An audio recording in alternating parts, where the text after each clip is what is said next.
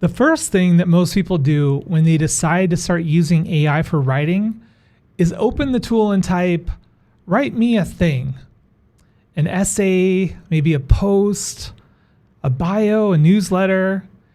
If you can, make it viral. And then something comes back that is like technically correct. It's grammatically very, very clean, but it's utterly hollow. Like it was written by someone who understood the assignment, but has never actually felt anything, any kind of emotion in their life. You stare at it and you feel one of two different things. Either, wow, this is so cool and brilliant, I'm going to post it. And your audience slowly stops engaging you and you really can't figure out why. The metrics are dying and the content looks fine, but something is just off. Or this doesn't sound like me at all. And you close the tab, go back to staring at the blank page, and AI writing becomes something you tried once and abandoned, like a gym membership in February. I'm Robert, and I'm stupid. Stupid enough that it took me longer than it should have to realize that AI produces slop when you ask it to write for you, because you just asked it to write for you. That's the wrong instruction. And everything changes when you understand the right one. Before we get into how, I need to get with the thing that immediately pops in your brain every time someone talks about AI and writing in the same sentence. You're afraid it's going to take your voice, make you sound like a completely different person. Not your job, it's not your relevance, it's not your career, although, those are important too.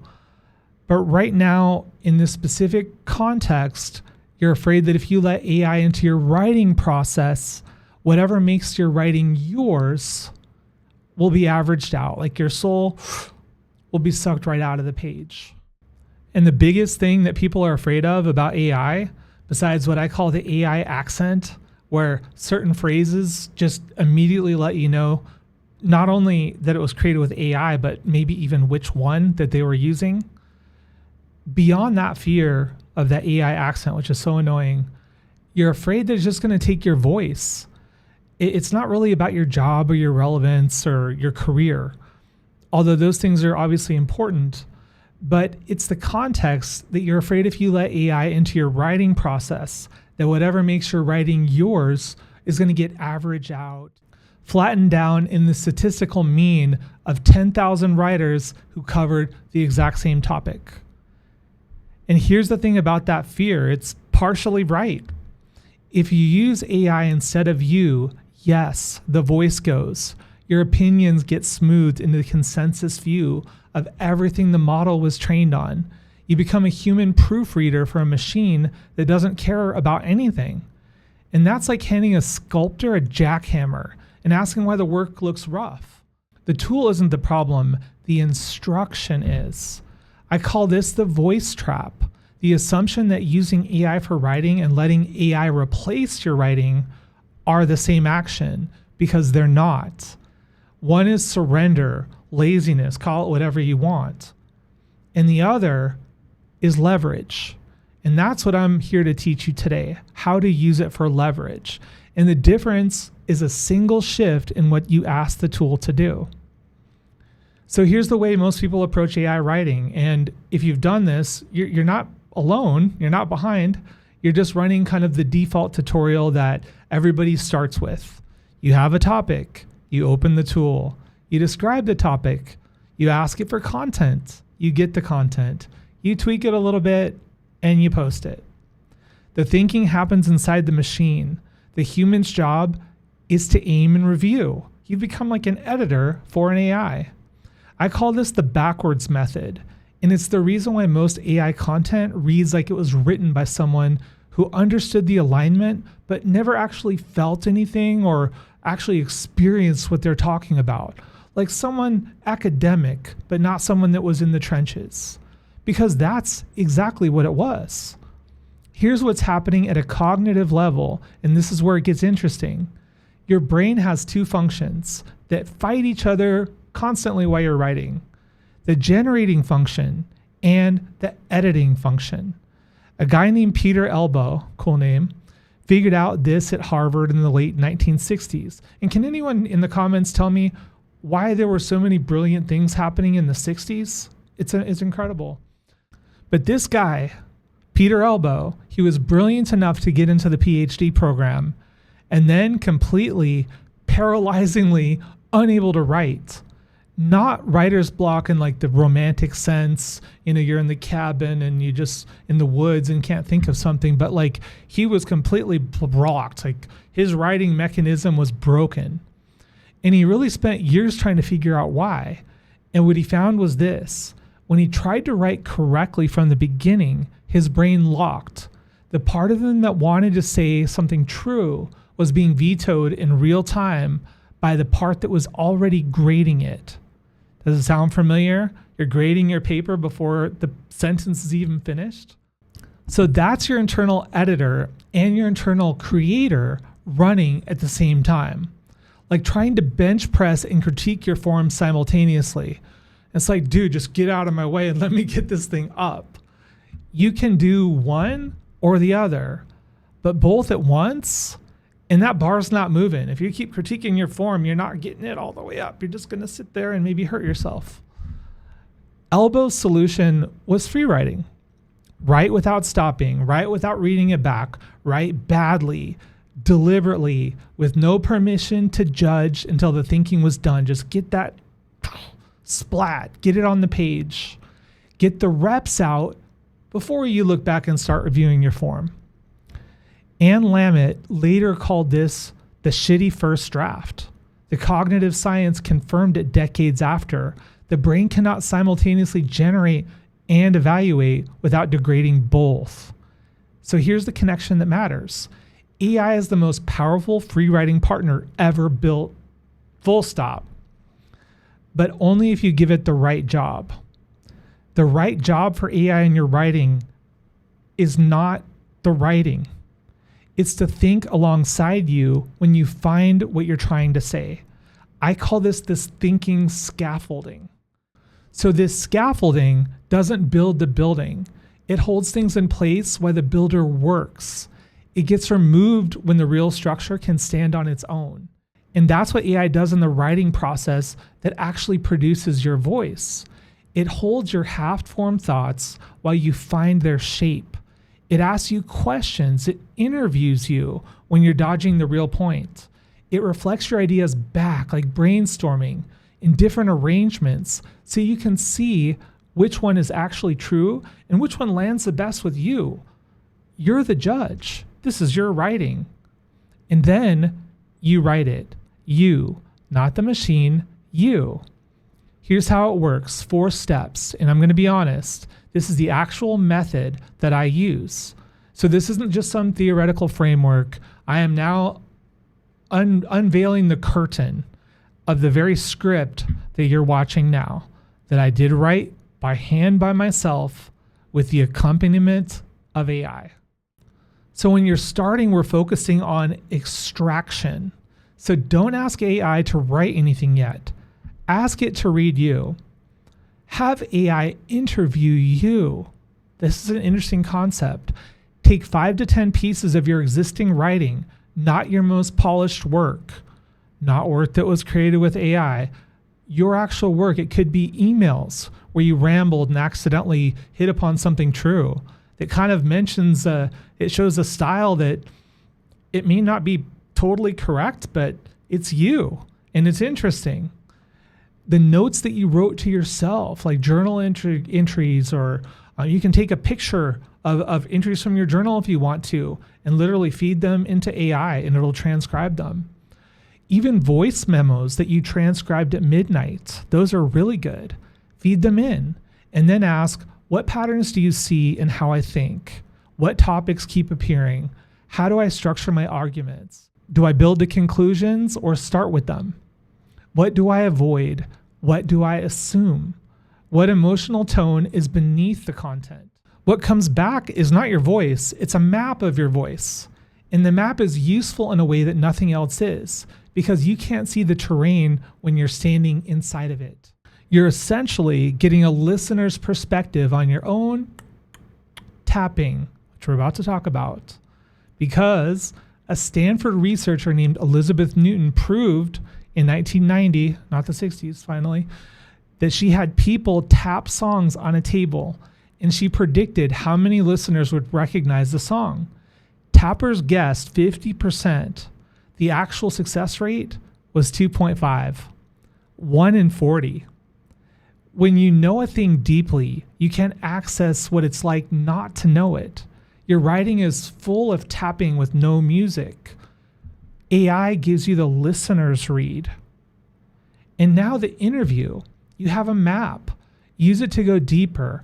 Ask AI to interview you, one question at a time, about your worldview, about the topic that you were writing about late, about what you researched, about what you did for work. Not what are the key points of blank topic, but based on what you learned about how I think, what would I actually say about this topic? Where would I push back? Where would I overcomplicate? What's the thing I know that most people writing about this don't? Answer honestly, not how you think the answer should sound, how you actually think. This part's actually a little bit uncomfortable. It requires saying out loud things that you've only really half thought before, raw ideas that don't sound smart yet, arguments that aren't polished. That discomfort, that's the real signal that you're approaching something real. That's the brain in generation mode, the free writing state, producing the raw material that editing will shape later. Right now, you're just getting it on the page. You're having AI interview you, and you're the one typing the answers, and it's remembering everything that you're writing. The AI isn't writing content, it's being your rubber duck. Programmers have known this trick for decades. Explain the problem to an inanimate object, and the solution often appears, sometimes just hearing things out loud. The duck doesn't need to understand. You just need to hear yourself think out loud without the silent grade running. Next, let's talk about synthesis. You've been interviewed. You've said things you didn't even know you believed because you've never really thought about it to conclusion before. You're forming your own ideas. And now ask the tool how to synthesize it. Not write it. Don't say, how do I write this? How to synthesize it. There's a difference. Based on the conversation, what actual argument am I making? What's the one thing I clearly believe that I keep circling around without stating it directly? What's the title of the piece I'm trying to write? The answer and the options, I should say, might surprise you because you're brainstorming with someone with something intelligent. Because what you thought you were writing about and what you were actually writing about are almost never the same thing. And when you see the real thing, you'll know it. You'll feel it. That's the moment the scaffold did its job. Now, and only now, you write. But you're not writing alone. You use the tool to extend your thinking where you get stuck. Ask questions while you're writing. Ask to find supporting evidence from the argument that you've already built from your own thinking. Ask to hear both sides of that argument, not to generate content, but to learn. Use it to check for your blind spots, to stress test the logic, to find the right word when your brain is circling, like having a training partner who spots you when you're lifting. They're not doing the reps for you. They're making sure you can push to failure safely, to do your very best work. The voice in this place is yours. The structure of the thinking is yours. I like to say it's not human in the loop. Humans are the loop. And AI is the most patient research assistant and thinking partner that you've ever had. Now that we're making some headway on writing, let me just dig a little bit more into the problem to really drive it home. You've probably all heard that the internet is dead. But I want to give you the data because it matters and it explains the approach that we're working on and why it's not optional anymore. It's really actually survival.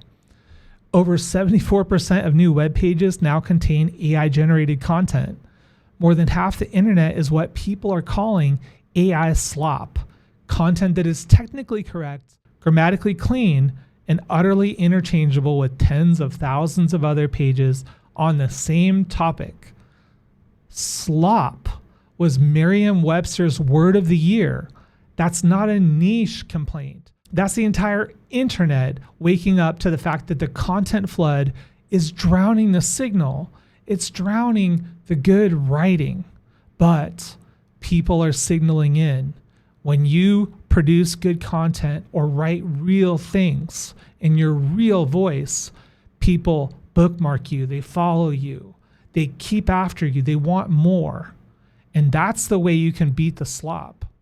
Google's algorithm updates have started penalizing pure AI content. Sites that publish only AI articles saw 40 to 60% traffic drops overnight. Did Google do something right? Fantastic.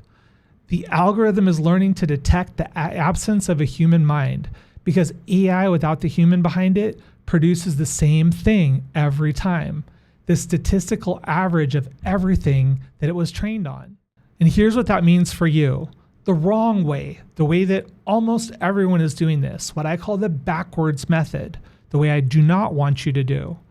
Asking AI just to generate the content and then tweaking it to make content that just looks like everybody else's content, because it actually is everyone else's content, because it's trained on the same data and the people are asking the same question that you are.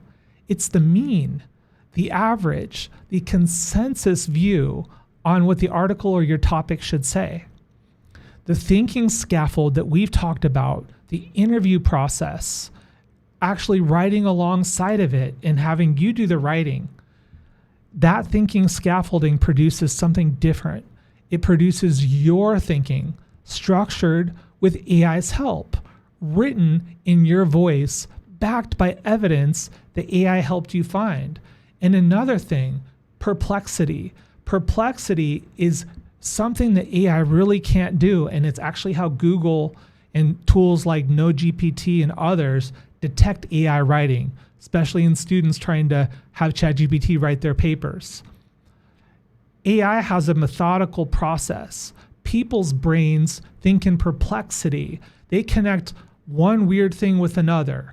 They connect one problem that they're having at home with their significant other and find a solution from back when they were 12 years old digging a trench and it wasn't totally straight, and their father helped give them some advice on how to straighten it out. And that becomes, oh my gosh, I'm not paying enough attention to the details in our relationship, just like I didn't pay enough attention to the details of creating that trench when my father corrected me when I was 12. Shout out, Dad. But you're seeing what I mean? Perplexity is something AI cannot do, even when you tell it to do it. So one of those things is increasingly replaceable. It's AI. AI writing is replaceable, and it's being detected and it's being removed like a virus. On the other is a moat. And in a world where half the internet is slop, the human signal isn't just valuable, it's the only thing that's going to survive the filter. Here's where this gets embarrassing, and I mean like actually embarrassing for real people in real rooms, on real microphones. You know those podcast interviews where someone's supposed to be an expert? They wrote a book, or they have a newsletter, or they just published a big piece, and the host asks them a genuine question about their ideas. And they fumble. They go vague. Demo what? They reach for the same 3 sentences that they've been recycling the entire interview. The host is being generous. They're trying not to beat them up too bad. But the audience, they're being patient, but they're starting to lose a bit of patience, because everybody in the room can feel that this person does not actually live inside their own material. They used the backwards method. They had AI generate their content. They skimmed it. They kind of read through it, cleaned up the grammar, and hit publish. And the piece looked fine. The metrics were acceptable. They got a certain amount of likes or shares or whatnot. But they never went through the thinking scaffolding process, the extraction, the interview, the synthesis. So the ideas that are actually published under their name never actually passed through their brain with any friction. And when something passes through your brain with no friction, it doesn't stick, because neurons connect when you're solving problems. And if AI is solving your problems and doing your thinking for you, there's none of those connections that make you an all-star guest on a podcast. They can't riff on this. They can't go deeper when someone pushes. They can't make it land differently for like a different audience. They can't customize it because it was never theirs. It was a rental. They're wearing someone else's armor into a fight and wondering why they can't move in it. So that's the backwards method, final bosses. Number one, not getting caught by AI detectors. Not getting caught by a human being who asks a follow-up question that you can't answer without having to actually review your own published work. The thinking scaffold protects you from this because the thinking actually happened in your head. The AI held the scaffold while you built the structure.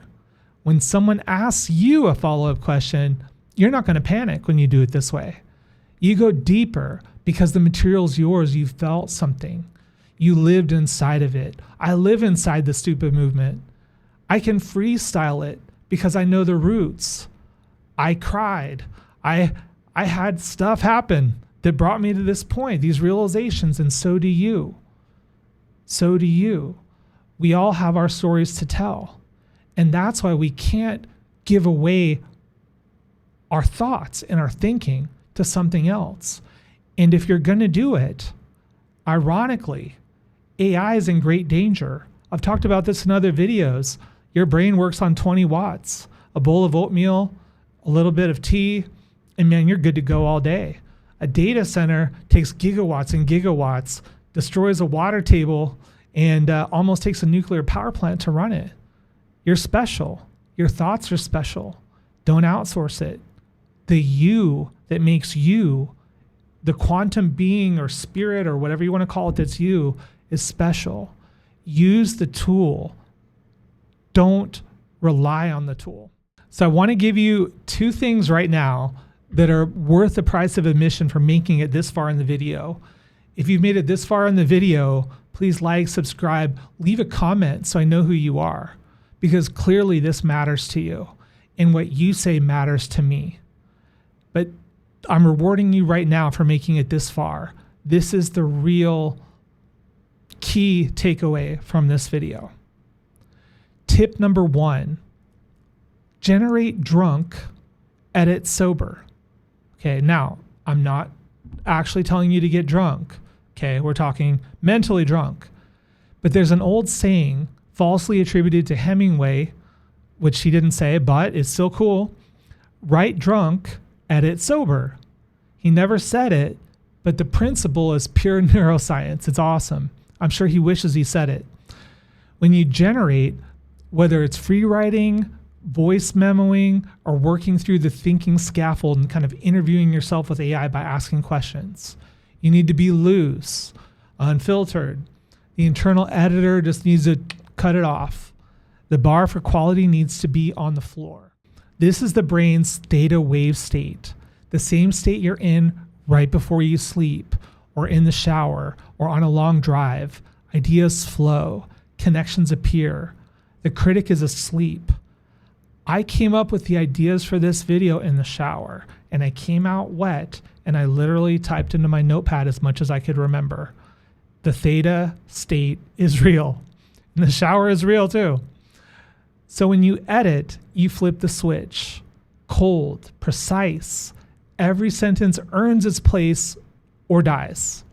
This is the beta wave, focused. The editor is now fully online. And this, for me, was the aha moment, and I hope it is for you too.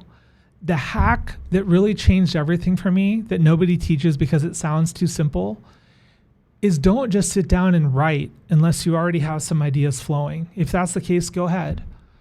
But instead, sit down and talk. Open a voice memo and pretend like you're explaining your topic to like a friend who's smart but knows nothing about it. Like two people sitting across from each other at a coffee shop, relaxed, having a fun conversation. Ramble. Go on tangents. Say, repeat yourself. Just talk for 5 to 10 minutes. And then when you're done, feed this transcript into AI with one instruction. This is me thinking out loud about this topic. Don't rewrite it. Identify the core argument I'm making, the structure underneath the rambling, and the 3 strongest points that I made. Then give it back to me as an outline that I can write from. Or give it back to me as an outline and interview me from that outline. And then as it interviews you, you create the document in a guided way. It's pretty awesome. And along the way, you can ask questions. So if you're talking about a particular topic and you remember a quote, oh, darn it, who said that again? You can ask and have it filled in the conversation for you. It becomes your assistant. It becomes somewhere safe to share and receive ideas and information. What comes back to you from this process is your thinking, your voice patterns, your specific way of approaching a problem, structured into something that you can actually write in your voice, that you're really writing. The AI didn't generate a single original thought here. It just organized yours. This works because your speaking voice is more authentic than your writing voice. When you write, the editor is always partially on. When you talk, especially into a voice memo, imagining you're talking to a friend with your eyes closed, with no audience, you're in pure generation mode, in that theta state that we all try so hard to stay in. The raw material that makes writing feel alive instead of performed becomes your state, and what comes out is gold. So try this. Record yourself for 5 minutes, transcribe, feed it into AI. Either you write it yourself, transcribe it yourself, or use an online tool. There's plenty of them. But the key thing is get your own outline back. And that's it. One move that will change your writing faster than any prompt library or AI tool ever could. Also, I want to say that AI writing is going to be a continuing theme here. If you enjoy learning about this topic, like and subscribe and leave a comment and let me know what kind of writing you're trying to do. I'm really curious, and I'll always respond to your comments, and I may even use some of your questions to include in the next video. And for those of you who really want to get detailed, I have a free newsletter in the link below, just in the description. And this video wouldn't be complete if I didn't talk just a little bit more about the reason why you're not doing this already. Either writing on your own, writing with AI, or building this scaffolding, which will give you, I think, the ultimate result, the best of absolutely both worlds. And the reason is because most people are in demo mode. Yes, you've heard it in my other videos. The endless preparation that disguises itself as progress, the courses you keep taking on writing or whatever it is, the tutorials you're watching, the YouTube video you're watching, the prompt libraries you're collecting, the spreadsheet you're making, the accounts you're following to learn the best workflows.